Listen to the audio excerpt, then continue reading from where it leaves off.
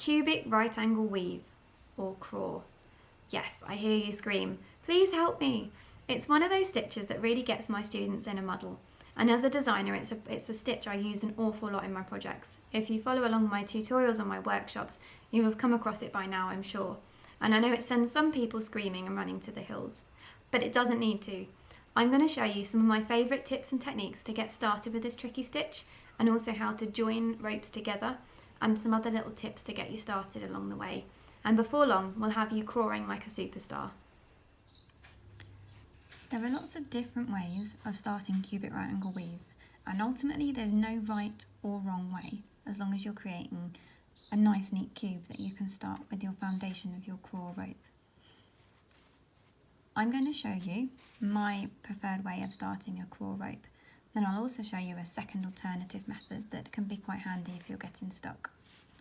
So like with all right angle weave, you're going to begin with 4 beads on your needle, and I'm going to be doing this in fire polish beads. These are 3mm, because you'll see that using these helps you create a really nice cube. So when you're just practicing and just starting off, I recommend using something like fire polish, or even bicone crystals or size 8 beads, just to help you to see that cube shape and make life a little bit easier for you if you're just starting out. So what I've done is I've created a ring of beads, and I'll show you that one more time because I was chatting there. So you're going to pick up your 4 beads,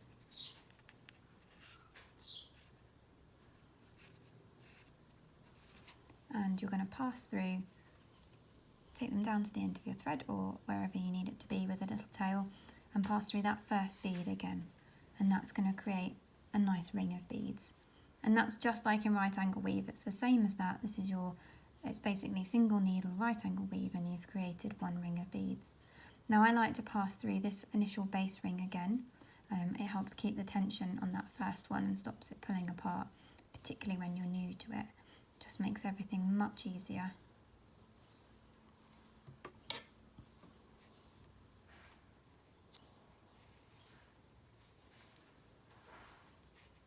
So I've pulled that nice and tight like that.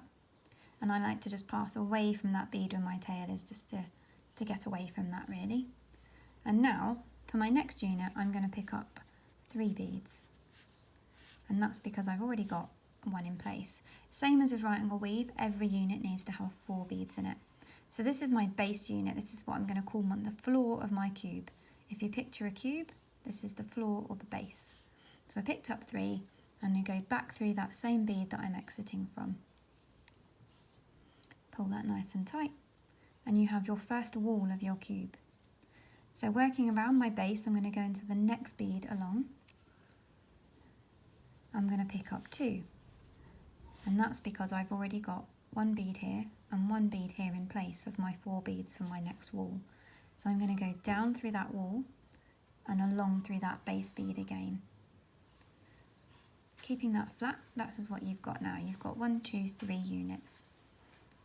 So I'm going to go through the next bead in my base. I'm going to pick up 2, and I'm going to go through my previous wall, and then my base again in 1 move if you can. Doesn't matter if you have to do it in 2. So looking flat, that can look a bit muddled, but you can see I've got 1, 2, 3, 4 units. What I'm going to do is pull those together and fold them up so they start to come up, and you can see that you've got a base and 3 walls of a cube, like that. So we need to do our final unit in the wall. I'm going to go through that base, remembering that this is your base down here. So I'm going through the final empty bead in the base, the one that hasn't got anything attached to it at the moment. And I'm going to go up that wall. So you can see here I've got 1, 2, 3 beads in place, and this is my final wall in the cube. So I'm going to go up this wall. Oh, that's got in a tangle. Try not to get in a tangle like me.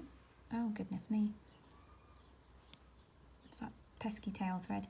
Once you've done your first cube, you can weave that in and keep it out of your way. So you can see I'm up the top there. I'm going to pick up 1, I'm going to go down this wall here. And you can see there that you've now got 4 beads in that unit. I'm going to go through my base and back up through there, through that wall.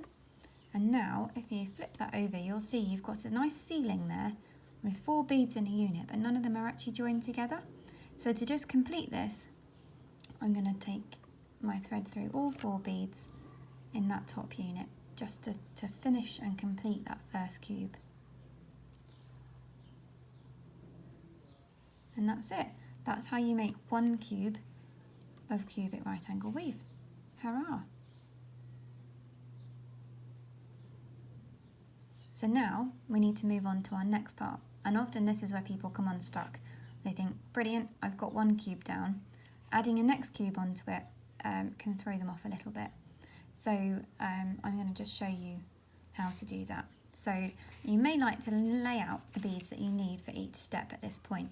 So for my first unit, I'm going to need 3. For my next wall, I'm going to need 2. And for my next one, I'm going to need 2. And my final wall, I'm going to need 1. So these are my 4 walls of the cube. So to begin, I'm picking up 3. Oh, that one's broken.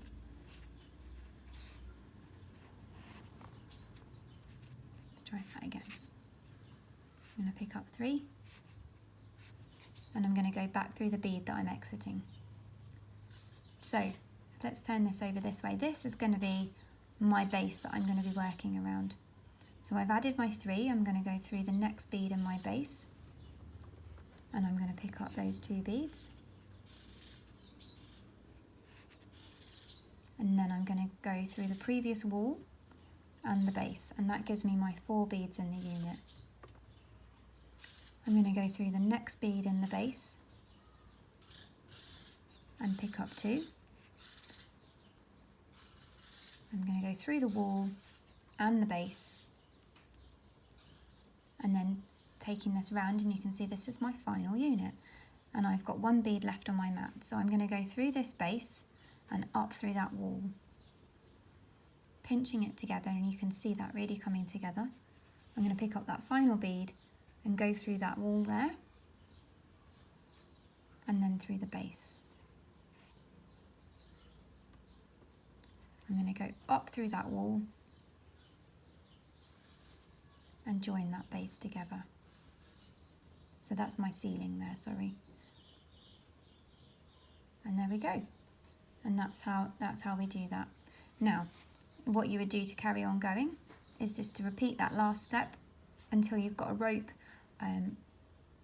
with enough units to complete your project. So again, I'm just going to remind you, you're picking up 3 for the first one, 2 for the second, 2 for the third, and 1 for the fourth. And if you lay those out on your mat, you'll find it much easier. So that's how we go. You would continue in that way until you had enough units to keep going. I'm going to just show you a second method for getting started with cubic right angle weave. And some people find this one slightly easier. So I'm going to pick up 4 beads, as you would for any beginning of normal right angle weave. And I'm going to pass through all of those again, just to create a nice tight circle.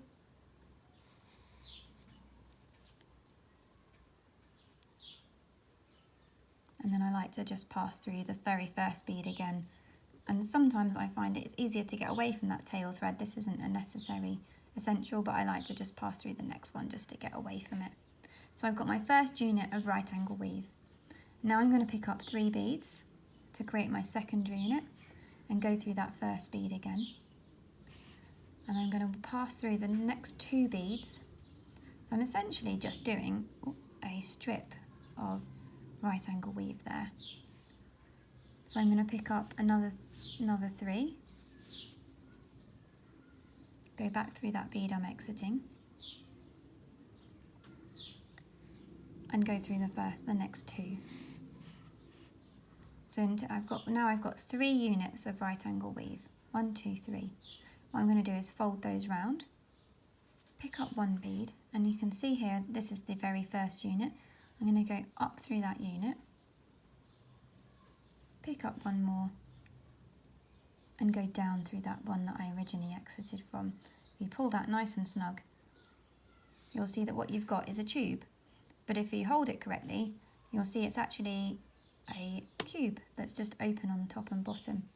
So what you need to do now is just close up this base by just passing around all of those beads.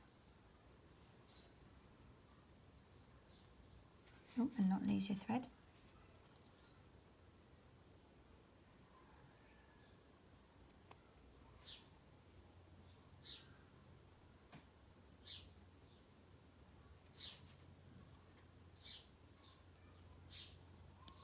There you go, that one's joined up, and then just pass through to the other side and do the same on that side to just completely close that one up.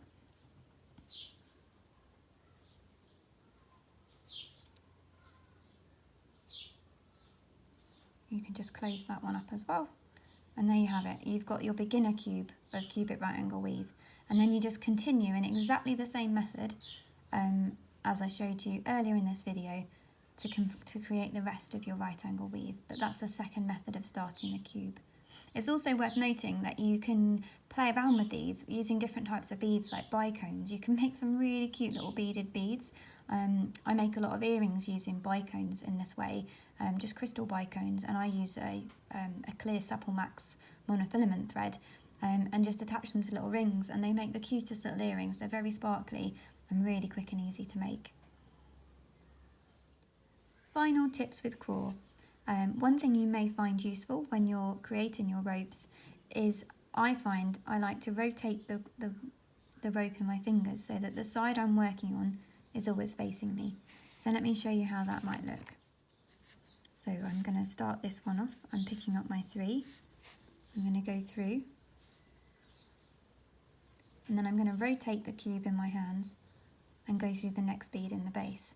And that way, the face that I'm working on is always facing up. It makes it a lot easier to see what you're doing, but also to know where you are. So I'm creating my next one, and then I'm going to rotate it and go through the next bead. Picking up my 2 and rotating it. And I find, for me, that makes it much easier to see where I'm at. And I know a lot of my students find that much easier as well. It means you're less likely to lose where you're at. Another final tip for CRAW is tension. It's really good to keep a nice tight tension, and the way you can do that is just by after each one tugging it nice and tightly. If you know you have a loose tension and you want a really stiff finish, for example something that needs to stand up or is a bit more geometric, you can reinforce each unit as you work. It makes it really thread hungry, and this is already a very thread hungry stitch, but you'll find just by reinforcing each unit as you go, you'll get a much tighter and stiffer finish. If you're making a rope, then that's okay. You might want that nice flexible finish to it. Now I'm going to show you how to join cubic right angle weave, because I know this does sometimes cause some confusion. So you've got your nice rope of cubic right angle weave, and you want to join it to create a ring, for example, or a bangle, or any kind of basis for a project. So I have my ring. I'm going to fold it round, making sure that that's not twisted. So if you're using seed beads, it's less obvious. So an easy way is to place it flat on your mat and just make sure by running your finger along it to check that it's not twisted. So I'm going to come out of this this bead here in my ceiling of my last unit. I'm picking up one bead, finding that corresponding bead in the first unit and go through that bead there. Pick up one more and go back through the bead you were exiting from. Now I'm going to reinforce that unit because otherwise they do tend to stretch out, keeping a nice tight tension, and pass back through that base bead again. And now we're going to go through the next bead in that end unit. I'm going to pick up one more bead and pulling this round, I'm going to go through the corresponding bead on the previous unit, on the other end of your cube, and through that wall bead, the new bead that we added in the previous step, then back through the bead that I'm exiting. And you don't have to do that in one step. You can take that bead at a time if you need to. Pull that nice and tightly. And depending on how tight your ring is going to be, this one is quite tight, so you want to make sure you've got a nice tight tension.